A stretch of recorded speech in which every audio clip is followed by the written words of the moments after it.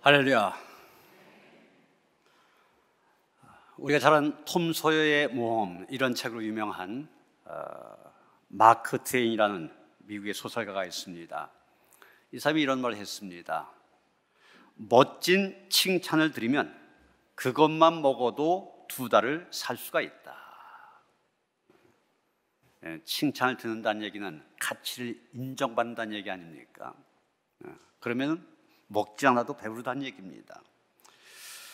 그는 또 이런 말을 했습니다. 사람은 자기 자신의 진가를 깨닫지 못하면 스스로에게 만족할 수 없다. 다른 사람으로부터 칭찬 듣는 것도 중요하지만 자기 스스로가 자기의 진가를 깨닫는 것, 깨닫지 못할 때 만족한 삶을 살 수 없다는 얘기입니다. 다른 말로 하면은 깨달을 때 만족한 삶을 살아갈 수 있다는 얘기죠. 유진 피터슨의 메시지 성경을 보면 오늘 보면 10절 하반절을 이렇게 번역하고 있습니다.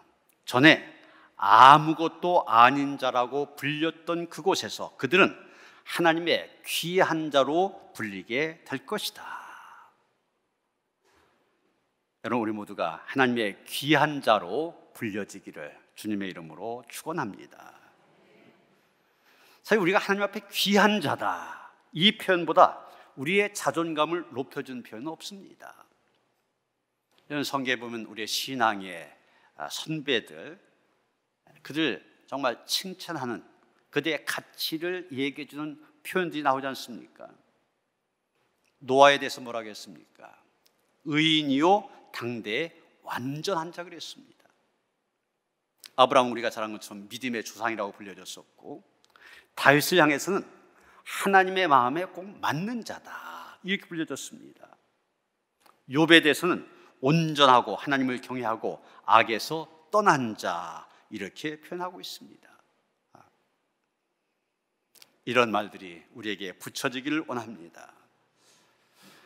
오늘 우리가 호세아서를 본문으로 삼았는데, 호세아는 우리가 지난주까지 2주 연속 보았던 아모스 선지자와 같은 시대 같은 지역에서 예언 활동을 했던 예언자입니다.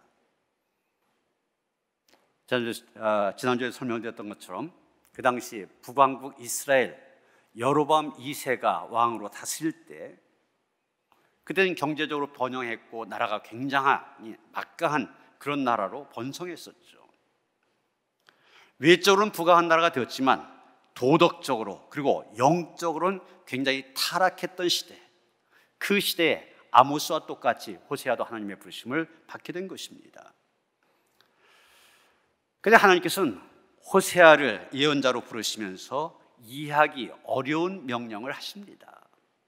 2절 보시면 너는 가서 음란한 여자를 맞이하여 음란한 자식들 낳아라 이렇게 말씀하십니다. 참 황당한 명령 아닙니까? 우리가 성경을 볼 때 때로는 참 하나님 참 잔인하시다 이런 생각이 들 때가 있습니다. 아니, 잔인해 보일 때가 있습니다. 물론 오랜 시간이 지나고 나면 하나님 그런 뜻이 있으셔서 그런 계획이 있으셔서 그러셨구나 나중에 깨닫게 되지만, 그 당시에는 그 명령을 들을 때는 이렇게 황당무계한 명령이 있나 싶은 그런 것들 우리가 많이 보게 됩니다.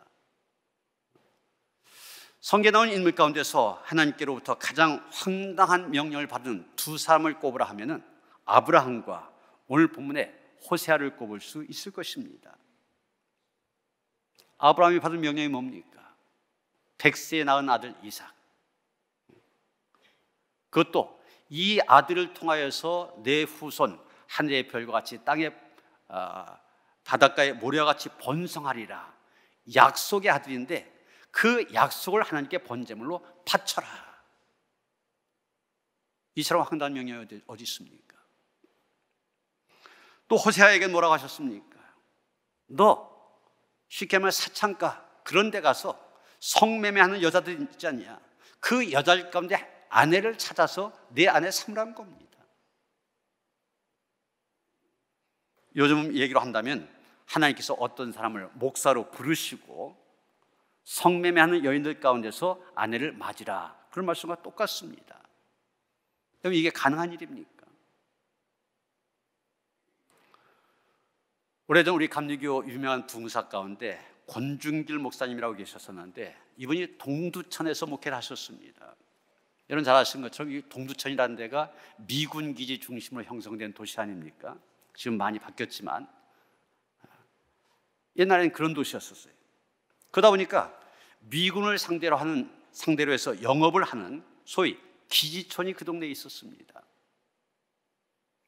그런데 이 권중길 목사님 꺼리낌 없이 그 여자들을 찾아가 그들에게 전도도 하고 같이 예배도 드리고 상담도 신방도 했습니다.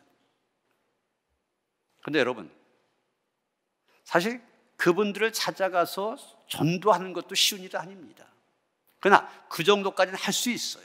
그런데 그 가운데 한 사람을 자기 아내로 맞이한다고 하는 것 결국 쉬운 일이 아닙니다. 지금 하나님께서는 호세아에게 그 큰 멍에를 메워주신 겁니다. 너는 가서 음란한 여자를 맞이하여 음란한 자식들을 낳으라. 여러분, 하나님께서 왜 그러셨습니까? 우린 그 대답 2절 뒷부분에서 찾아볼 수가 있습니다.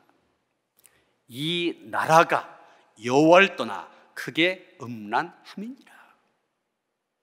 나라가 하나님을 떠나서 음란하기 때문에 너 그것을 하라는 겁니다. 이런 성경에서 음란 혹은 간음이라고 하는 말 자주 우상 숭배에 대한 비유로 쓰여지는 것을 보게 됩니다. 이 호세아서뿐만이 아닙니다. 하나님을 믿는다고 하는 사람들이 하나님이 아닌 다른 것을 하나님의 자리에 올려놓는 것, 그게 우상 숭배 아닙니까? 그것은 마치 결혼한 사람이 다른 이성에게 마음과 몸을 준 것과 똑같은 것입니다. 이런 결혼에서 결혼관계를 유지하는 데서 가장 중요한 것이 무엇입니까? 자기 배우자에게 성실한 거 아닙니까? 그건 신앙에서도 마찬가지입니다. 하나님을 하나님으로 섬긴 것이 중요합니다. 그렇지 못한 것을 우상숭배라고 하고 이걸 다른 말로 영적 간음 이렇게 얘기합니다. 호세아는 정말 황당한 명령이었지만 하나님의 명령에 순종합니다. 몸을 파는 여인들 가운데서 고멜이라고 하는 여인을 자기 아내로 맞이합니다.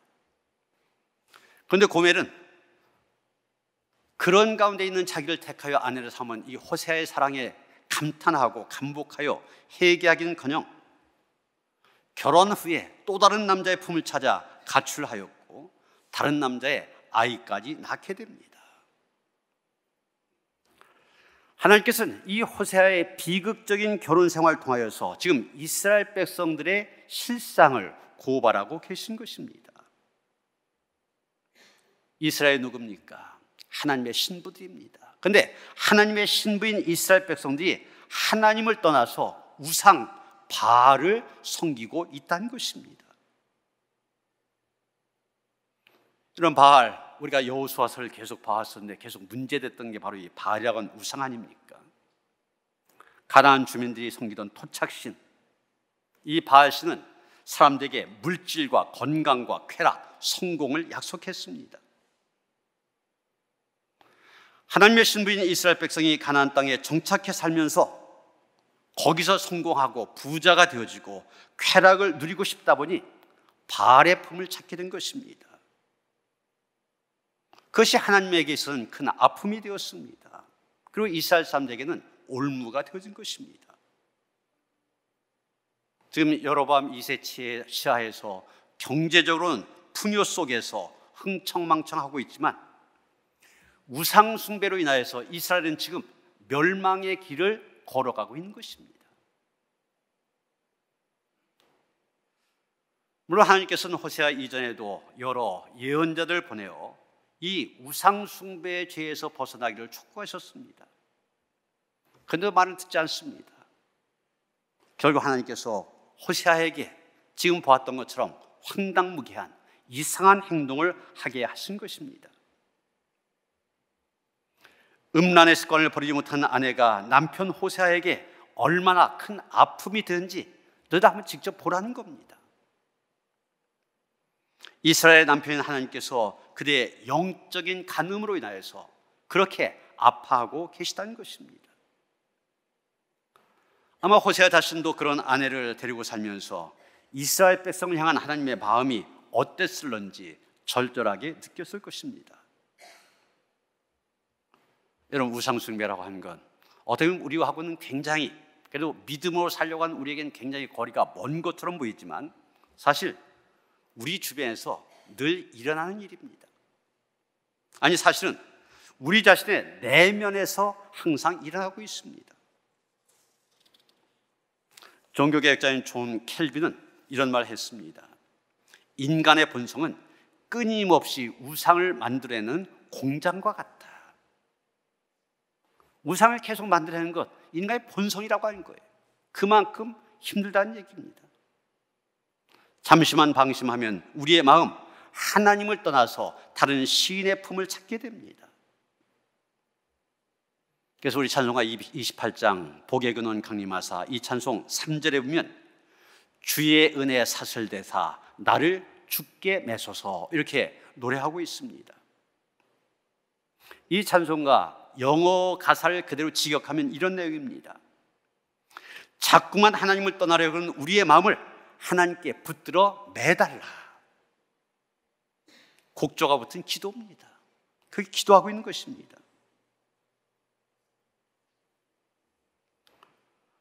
물론 우리가 일반적으로 우상숭배하면 먼저 떠오르게 되는 것은 하나님을 믿는다고 하는 사람이 점쟁이에게 정을 본다든지, 무당 앞에 머리를 조아린다든지, 우상 앞에 절한 것, 이런 걸 생각하게 됩니다. 아니, 믿는다고 하는 사람들 가운데 이런 것들 쉽게 생각하는 사람들이 있습니다. 요즘에는 원체 인터넷으로도 이런 것 너무 쉽게 접할 수가 있고, 이 점집 카페, 저렇게 타로 카페 이런 이름이 붙은 것, 점집 카페인데 젊은이들에게 굉장히 인기를 끌고 있다는 겁니다. 이 젊은이들이 많이 가는 홍대 거리 가면 저게 굉장히 많다고 하는 것이죠. SBS의 그것이 알고 싶다 이런 프로그램이 있는데 거기에 3부는 사주팔자, 어디까지 믿어야 하나, 이런 제목으로 프로그램을 방영한 적이 있습니다. 여러 가지 사례들과 학자들, 역학자들로도 취재한 그런 내용들로 구성되어 있었는데 쭉 내용을 보니까 같은 역학자, 쉽게 말하면 같은 점쟁이가 한 말도 사람에 따라 달랐습니다. 그 내용 가운데 사주에 관한 여러 사례들이 있었는데 사주 때문에 결혼이 무산될 위기에 처한 예비 신랑과 예비 신부의 이야기가 있었습니다. 결혼을 앞둔 예비 신랑, 예비 신부가 있었는데 그 시어머니 될 사람이 궁합을 굉장히 중요하게 여깁니다. 그래서 이 점쟁이를 찾아가 사주를 주었더니 그렇게 말합니다. 이거 최악의 궁합이다. 결혼할 경우 아디 죽을 수도 있다. 이렇게 말하는 거예요. 이 어머니가 그대로 결혼 추진했겠습니까? 결혼을 반대하고 나섰습니다. 그래서 당사자인 두 젊은이가 어머니가 찾아갔던 그 점쟁이 똑같이 찾아가서 그 사주 똑같이 내밀었습니다. 그랬더니 궁합이 너무 좋다 이렇게 말하던 거예요. 똑같은 사람한테 똑같은 사주 내밀었는데 그때하고 지금은 너무 다르잖아요. 이런 걸 사람들이 믿고 따릅니다. 돈을 갖다 줘요. 하나님을 믿는다고 하면서 아무런 경계심 없이 이런 것들 하는 것 아주 위험한 일입니다.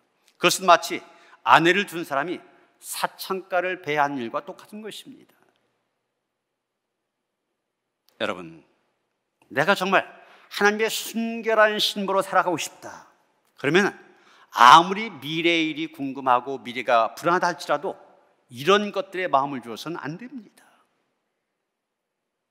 사탄은 그런 일들을 빌미로 하여 우리의 마음을 사로잡으려고 기회를 엿보고 있습니다. 재미로 가든 절박한 심정으로 가든 그런 일을 할 때마다 하나님에 대한 믿음은 조금씩 잠식당하게 되어 있습니다. 머지않아서는 사탄의 올무에 자신이 결박되어 있는 것을 발견하게 될 것입니다. 그런데 이런 우상숭배는 우리가 일반적으로 생각하는 것이고 이해가 되는 것입니다. 그런데 이것보다 더 흔한 우상숭배가 있습니다. 더 흔한 우상숭배 무엇입니까? 하나님이 아닌 것을 하나님의 자리에 올려놓는 우상숭배를 가리킵니다. 돈을 하나님의 자리에 올려놓는 것, 자식을 하나님의 자리에 올려놓는 것, 아니면 사랑하는 연인이라고 해서 내 인생의 전부다 이렇게 생각하는 것, 어떤 의미에서 다 우상숭배입니다. 지금 미국의 뉴욕의 리디머 교회에 팀 켈러 목사님이라고 계시는데, 개신교 목사님들 가운데 아주 신뢰받는 목사님이시고, 이분이 쓴 책이 굉장히 많은데 한국교회 목사님들 스터디 그룹을 만들어서 이분에 대해서 연구할 정도로 그런 분입니다. 이분이 내가 만든 신, 이런 제목의 책을 썼는데 거기에서 우상을 분별하는 방법을 얘기하고 있습니다. 내가 섬기는 우상이 무엇인지, 나는 아니라고 하지만 내가 섬기는 우상이 과연 있는지 없는지 이런 것을 알아보려면 다음에 4가지 영역에 주목을 해야 된다는 것입니다. 첫째는 아무 일도 하지 않고 있을 때 마음에 자연스럽게 떠오르는 것, 이것이 무엇인지 한번 살펴보라는 겁니다. 별 생각 없이, 예를 들면 별 생각 없이 차를 몰고 가고 있는데 내 머리에 떠오르는 생각들이 있지 않습니까? 아니면 한가한 시간에 마음에 떠오르는 것들이 있잖아요. 예를 들면 어떤 차를 살까? 어떤 집을 살까? 어떻게 즐길까? 어떻게 하면 더 예뻐질까? 어떻게 하면 아이의 성적을 올릴 수 있을까? 이런 것들 가운데 습관적으로 마음에 떠오르고 마음에 그런 생각이 떠오르면 그것을 즐긴다면 그런 것이 우상이 될 가능성이 크다는 겁니다. 두 번째 얘기하는 것은 돈을 가장 많이 사용하는 대상이 무엇인지 살펴보라는 겁니다. 여러분, 우리가 사랑하는 대상이 있다. 그 사람에게 대해서 돈 쓴 것 아까워하지 않지 않습니까? 우상도 마찬가지입니다. 그 대상을 위해서 지나친 소비를 하게 만듭니다. 그래서 자기의 생활 형편은 알아보지도 않고 자기가 어디에 주로 돈을 사용하는지 이런 걸 따져봐야 된다는 겁니다. 그래서 내가 살아가는데 생활 전체에 부담을 줄 정도로 무언가의 돈을 사용하고 있다. 그러면 그게 우상일 가능성이 높다는 겁니다. 세 번째로 얘기하는 것은 기도가 응답되지 않았을 때 혹은 자신의 뜻대로 일이 성사되지 않았을 때 어떻게 내가 반응하는지를 살펴보라는 겁니다. 그럴 때 잠시 실망하지만 이내 마음을 추스르고 다시 일상생활에 충실해진다면 그건 별로 문제가 될 거 없습니다. 그런데 그것 때문에 내 기도가 응답되지 않았다, 내 뜻대로 되지 않았다고 해서 그것 때문에 하나님께 분노하고 심하게 절망한다. 그러면 내가 기도하면서 구한 것이 우상일 가능성이 크다는 겁니다. 하나님은 하나님이 아니라 자기의 우상을 얻기 위한 수단이 되어주고 만다는 얘기죠. 네 번째 얘기하는 것은 감정을 통제할 수 없을 정도로 지나치게 반응한 경우 우상과 연계될 가능성이 크다는 겁니다. 어떤 일에 격분하게 될 때 혹은 지나치게 자존심이 상했다고 느낄 때 그것이 무엇인지 보라는 것입니다. 자식이 우상인 사람은 누군가 자기의 자식 비판하면 참지 못합니다. 자기의 명예가 우상인 사람, 그 명예에 상처가 생길 때 견디지 못합니다. 이런 것들 통하여서 내 안에 또 어떤 우상이 있는지 살펴보라는 것입니다. 그런데 여러분, 하나님을 섬기는 사람은 다릅니다. 하나님을 섬기는 사람은 어떻습니까? 한가한 시간에는 그런 다른 것들 생각하는 것이 아니라 자기도 모르게 찬송이 흘러나옵니다. 한가한 시간에 하나님을 생각하게 되고 교회를 생각하게 되고 또 사랑하는 사람들 생각하게 됩니다. 물론 그 사람도 때로는 헛된 생각, 헛된 공상 일어날 수 있습니다. 그런데 거기에 머물러 있지 않습니다. 또한 그런 사람은 하나님의 일을 위하여 물질을 드리는 일에 인색함이 없습니다. 11조를 하나님께 드린 것이 전혀 어렵지 않습니다. 수입이 많아질수록 하나님의 일을 위하여 더 많이 드리게 됩니다. 지난 수예배 때 이 자리에 이삭 헌금 봉투가 하나 올라왔습니다. 그런데 아주 특별한 것이었습니다. 저 14단지 혼자 사시는 분입니다. 우리 교회 등록한 지 2달이 채 안 되셨어요. 10년 전에 척추 수술을 했는데 척추에 쇠심줄을 2개나 박았기 때문에 지금도 통증이 계속돼서 굉장히 힘들게 살아가고 있습니다. 상황이 그렇다 보니까 국가의 기초생활 수급자가 되어져서 매달 이제 정부로부터 받는 게 있습니다. 그런데 지난 수요일 날 언니가 그걸 현금으로 찾아 가지고 왔대요. 그걸 보는 순간 이거 하나님의 교회를 세우는데 드려야 되겠다, 이런 마음이 들어갔고 바로 이 사과금 봉투에 넣어서 저녁에 드렸다고 한 것입니다. 내가 한 달 동안 생활비를 써야 될 겁니다. 그걸 전체 그대로 하나님의 교회를 위해서 드린 거예요. 하나님을 하나님으로 섬김으로 물질의 우상에서 자유로워진 그런 사람만이 할 수 있는 그런 헌신입니다.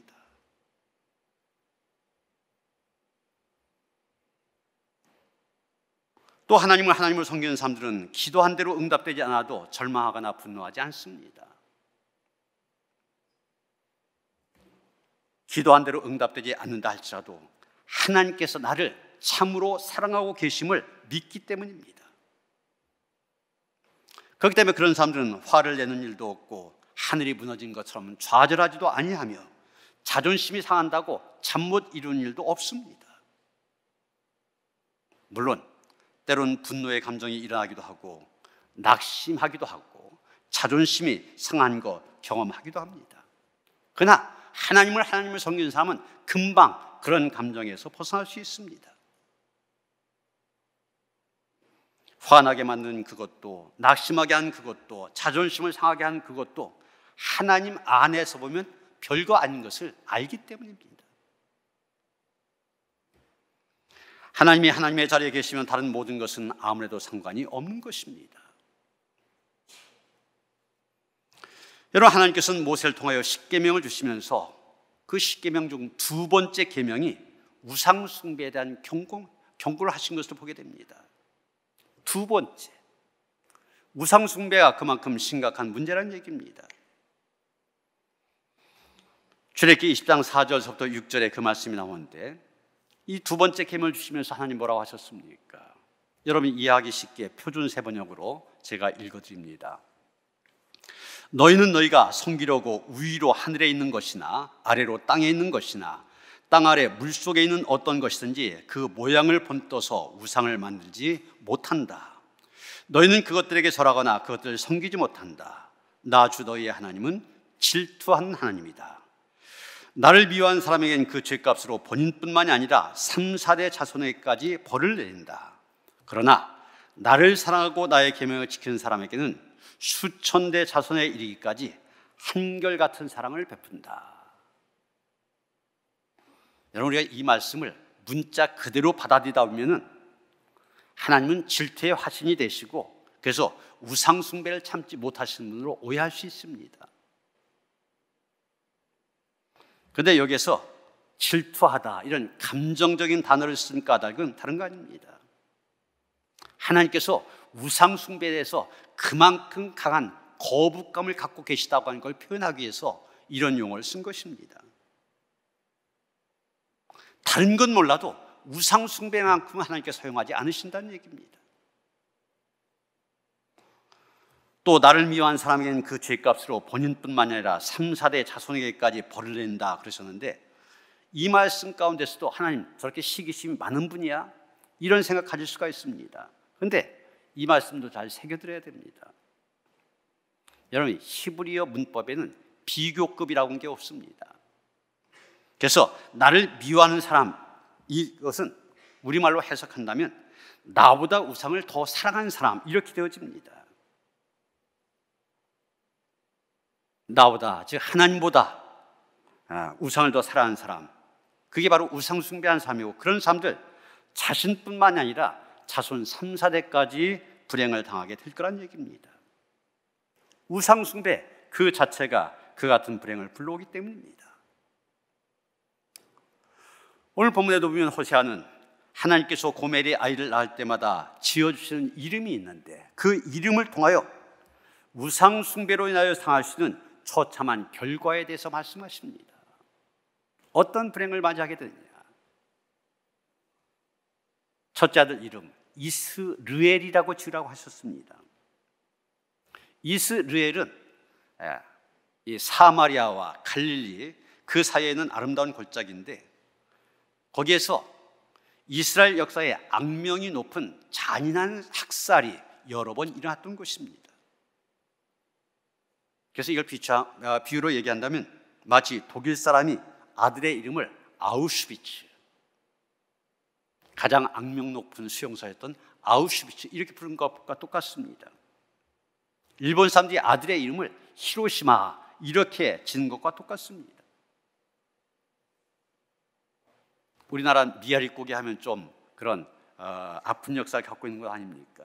우리나라 사람들이 아들의 이름을 미아리, 이렇게 지은 것과 똑같습니다. 다시 말해서 영적인 간음, 즉 우상 숭배는 참혹한 재앙으로 이어짐을 이 이스라엘이라는 이름은 얘기하고 있는 것입니다. 둘째 딸의 이름 로루하마라고 지으라고 하셨습니다. 히브리어로 로는 영어로 말하면 노입니다. 아니다. 그리고 루하마는 자비, 긍휼, 이런 뜻을 갖고 있습니다. 그러게 로루하마 그러면은 하나님의 자비를 받지 못한 자, 하나님의 긍휼을 입지 못한 자, 이런 뜻이 됩니다. 셋째 아들의 이름 로암미라고 지으라고 하셨습니다. 로 역시 아니다. 암미, 백성, 내 백성이 아니다, 그런 뜻입니다. 우상 숭배가 하나님의 자비에서 벗어나게 하며 하나님의 백성에서 제외되도록 만든다는 것입니다. 하나님께서 이렇게 하나님을 떠나 크게 음란한 자 이스라엘 그들을 흩으신다, 긍휼을 베풀지 않으신다, 로루하마, 아예 내 백성이 아니다, 포기하고 버리신다, 경고하셨습니다. 그런데 문제는 이스라엘 백성들 그 하나님의 경고를 무시해버렸다는 것입니다. 그래서 5절에 보면 하나님께서는 이스라엘의 활을 꺾으리라, 그렇게 말씀하셨습니다. 결국 이스라엘 하나님의 징계를 받아 비극적인 종말을 맞이하게 됩니다. 기원전 722년 수도 사마리아가 아수르에 의해 함락이 되어지면서 북왕국 이스라엘 역사에서 완전히 사라지게 됩니다. 그런데 여러분, 이 호세아서의 주제는 돌아오랍니다. 사실 호세아뿐만이 아니라 모든 예언자들의 주제가 돌아오라는 것입니다. 너 죄악의 자리에서 회개하고 돌아와라. 호세아 6장 1절 대표적인 말씀이 나오죠. 오라 우리가 여호와께로 돌아가자. 여호와께서 우리를 찢으셨으나 도로 낫게 하실 것이요 우리를 치셨으나 싸매어 주실 것입니다. 하나님께서는 지금 안타까운 심정으로 돌아오기를 기다리고 계십니다. 너희들 늦기 전에 돌아오라는 것입니다.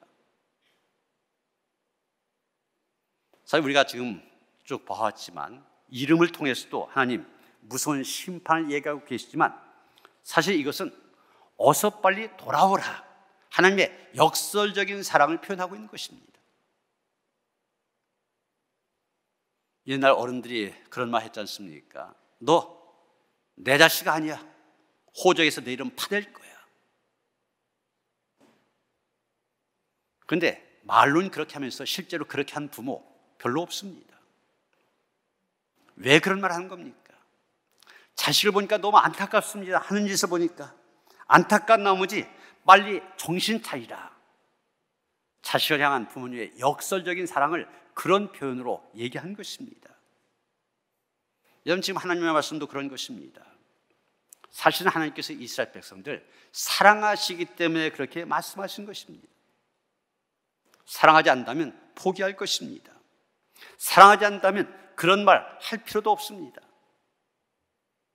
그러게 우리는 이렇게 말씀하시는 하나님의 안타까운 심정을 읽을 수 있어야 됩니다. 여러분, 본문 10절에 보면 하나님께서는 이스라엘 자손의 수가 바닷가에 모래 같게 되어서 헤아릴 수도 없고 셀 수도 없을 것을 얘기하시면서 또 뭐라고 하십니까? 전에 너희는 내 백성이 아니라고 했었는데 이제 그들에게 너희는 살아계신 하나님의 아들들이라 할 것이다, 이렇게 말씀하십니다. 살아계신 하나님의 아들들, 이 표현 2절에 나오는 음란한 자식과 대비가 되어집니다. 비교가 되어집니다. 음란한 자식들, 그 이름에서 본 것처럼 하나님의 긍휼을 받지 못하고 하나님의 백성으로 인정받지 못합니다. 그러나 살아계신 하나님의 아들은 완전히 반대입니다. 하나님의 긍휼과 인정을 전폭적으로 받게 됩니다. 이 구절 유진 피터슨의 메시지 성경으로 다시 한번 이 10절 하반절 말씀 봅니다. 전에 아무것도 아닌 자라고 불렸던 그곳에서 그들은 하나님의 귀한 자로 불리게 될 것이다. 살아계신 하나님의 아들, 하나님의 귀한 자라고 얘기했습니다. 하나님의 귀한 자로 부르게 될 것이라는 얘기. 이사야 43장 4절에 보면 비슷한 말씀이 나옵니다. 내가 내 눈에 보배롭고 존귀하며 내가 너를 사랑하였은즉 내가 네 대신 삶을 내어주며 백성들이 내 생명을 대신하리니. 우리는 하나님께서 보배롭고 존귀하게 여기시고 사랑하실 정도로 귀한 자, 가치 있는 존재란 얘기입니다. 여러분, 그렇지 않습니까? 우리 한 사람 한 사람 얼마나 귀한 존재이면 하나님께서 하나밖에 없는 아들, 독생자까지 희생시키시면서 우리를 구원해 주셨겠습니까? 그러니 우리는 어떻게 해야 됩니까? 행여나 우상숭배로 음란의 자식들 그 자리에 있다면 거기에서 호적되지 말고 하나님의 회복의 은총을 힘입어서 하나님의 귀한 자로 다시 서야만 됩니다. 하나님의 귀한 자로 살아야만 됩니다. 우리 모두가 하나님의 귀한 자로 그 회복의 은총을 누리며 살아가는 복된 성도들 되어주시기를 주님의 이름으로 축원합니다. 하나님, 죄악 가운데 있었던 저희들입니다. 하나님을 멀리했던 저희들, 그러나 불러주셔서 하나님의 귀한 자로 세워주셨습니다. 이 자리 떠나지 않게 하여 주시옵소서. 이 위치 떨어지지 않게 하여 주시옵소서. 하나님의 존귀한 자로 살아가는 온 교회 성도들 되게 하시옵소서. 예수 그리스도 이름 받들어 기도하여 싸움나이다. 아멘.